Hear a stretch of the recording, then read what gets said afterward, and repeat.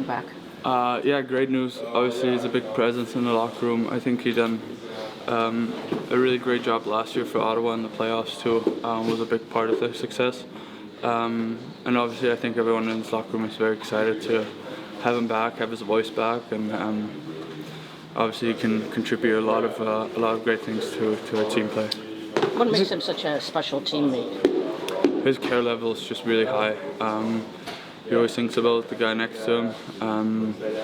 Never puts himself on the first position, and that's something we really admire and really appreciate. So I think it's great news for everyone.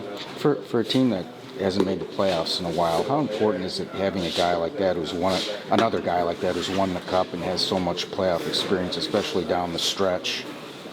Crucial, I think. Obviously, we have a lot of talent in this locker room. Otherwise, we wouldn't be in this position right now. But yeah, it's going to be a great addition. Obviously, he knows our team well. He knows the organization well, and I think he should be fitting right in. Perfect. We feel really good about our game in here, and it's about putting a product on the ice. So excited for tonight against a really good hockey team. Lucas, I'm sure you just answered this, but getting David Perron back, what does that do not only for the team on the ice, but just his leadership and his voice in the room? Oh yeah, for sure. I mean, obviously, I think it'll be pretty easy to get him in here just because of the fact that he was here not too long ago, so he's familiar with a lot of guys in here, and just getting a veteran presence with how long he's been in the league and cups and whatnot. So yeah, I mean I'm really excited to get him in here, and I think all the other guys are as well. What makes him such a special teammate? Well, I think he's good in the room. He's really good, and he plays hard every night in and out. So just getting that and a big voice in the locker room is always big. And like I said, we're excited to have him back and looking forward to seeing him out there. Alex the other day said that he felt that you guys kind of took your foot off the gas against Vegas. Are you feeling more confident in being able to put together just a full 60-minute effort tonight, especially against a team that's struggling? Yeah, for sure. I mean, that was a point that we should have got if we played the way we do in that first and second period. And I think that was a part of it. I think especially this time of the year, every point matters and every point's huge. So those are the games we need to win and be able to close out. And we're more than capable to do so, and we know what to do. So it's just about executing it. Thanks. Perfect. Morning. Everybody good to go? Everybody's good to go, yep. And Gibson starting? Gibson is starting. What are your thoughts on the David Perron addition? I mean, he's... Yeah, I've never had the chance to coach David in any type of event, but coached against him an awful lot. He's always been a factor. Anaheim, Edmonton, St. Louis. When we played against him, he seems to drive a line, drive a team. He's won before. And then you take in the opinions around our locker room, from assistant coaches to trainers to even players. They're excited about having him come back and join the team. We've got to get him healthy, which will take a few days, a little bit of skating, and we'll see when he gets here how far along he is, based on our evaluation, and then we'll get him into the lineup and away he goes. And the last push and drive for the 10 or 15, 20 games that he'll be involved in will be really important. We'll need his push. Derek Lalonde shared a story 2 years ago about how after a pretty rough December, the team was in San Jose, and he overheard Perron telling teammates, "We can get 17 points," and he's thinking that's crazy. And I think they ended up getting 19. Mm-hmm. Just what kind of or factor is that kind of optimism? Well, it's when you have that that belief and that positive vibe, and you're sharing it with players, they have no choice but to buy into it, unless you're really full of what. And obviously he wasn't wrong. He was right. He drove, he and others, not just he, and others drove that group to the point of almost willing themselves in. You know, we think we have a good group right now. We think he can augment that and push it on, but he can do that. He can drag others into the fight for sure. Do you anticipate having him here for practice tomorrow or soon? Or? Well, he's in Ottawa right now. Their team is on the road, so he's been rehabbing and skating there. There's things that have to happen outside of my realm, immigration and stuff like that. So people are working on that. Not exactly sure what his arrival date or time is, but as soon as possible, we'll get him here. And also just his wealth of playoff experience, and you bring in another guy who's won the Stanley Cup. Just how important is that, especially for a young team with a lot of guys that have no playoff experience, not only if you get there, but also on the way to the during the chase here this last month and a half? Yeah, on this deadline day, a lot of teams, even teams that I've been around, value that a lot. Their experience, they've been through it. The ups and downs to get there, the ups and downs once you're there. And based on my experience, it works sometimes and other times it doesn't.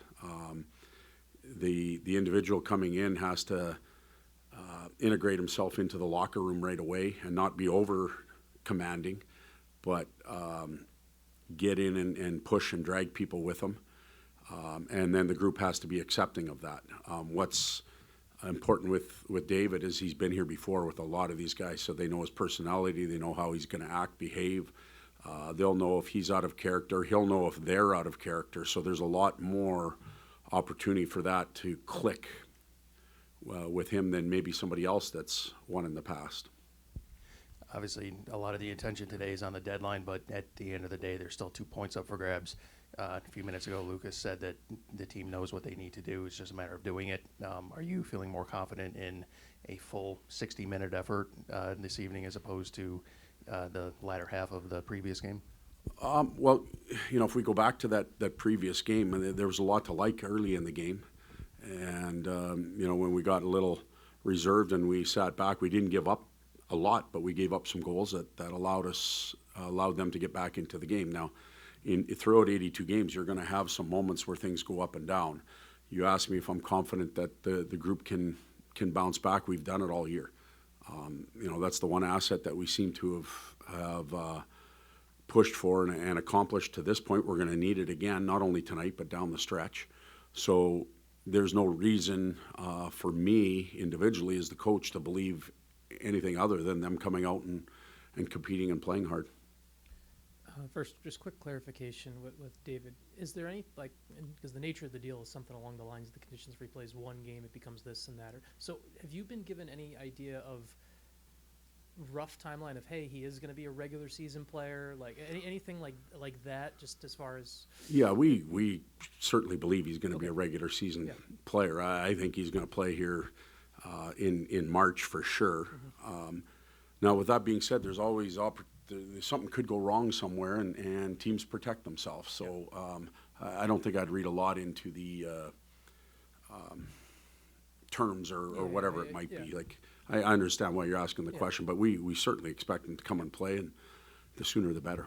And then just with Florida, I'm just curious from a coaching perspective, when you kind of look at, obviously we all know what they've done, back-to-back championships, 3 runs to the final, and now they're at a spot where they're a seller. Is there, from a coaching perspective and lessons, like, is there a kind of space you can look at that about kind of the sacrifice that it takes for a team when it does come to winning, of some of the fallout that can happen when you look at?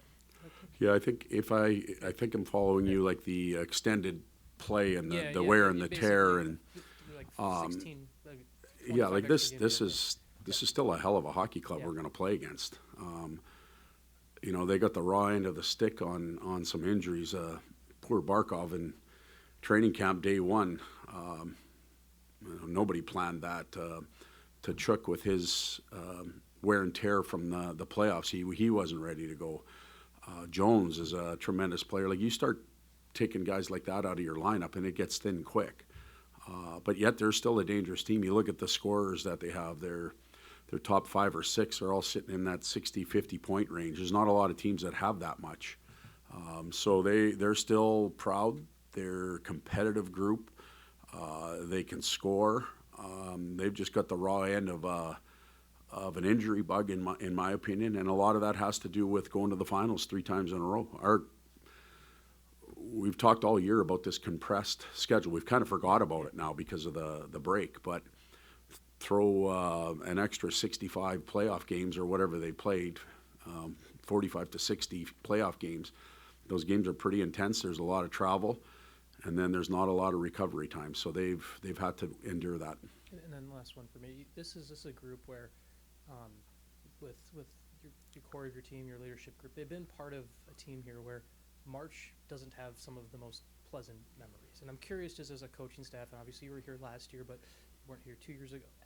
How do you address history with them, and where do you kind of let bygones be bygones when you look at the importance of avoiding that history? Well, I can tell you, I haven't walked into the locker room and stood in front of the group and said, hey, 4 years ago, this happened, and only you 3 were here for that. Okay, and now let's go one more. 3 years ago, this happened. And you 6 were there for that. It's not about that. This is our own group, our own story, our own, our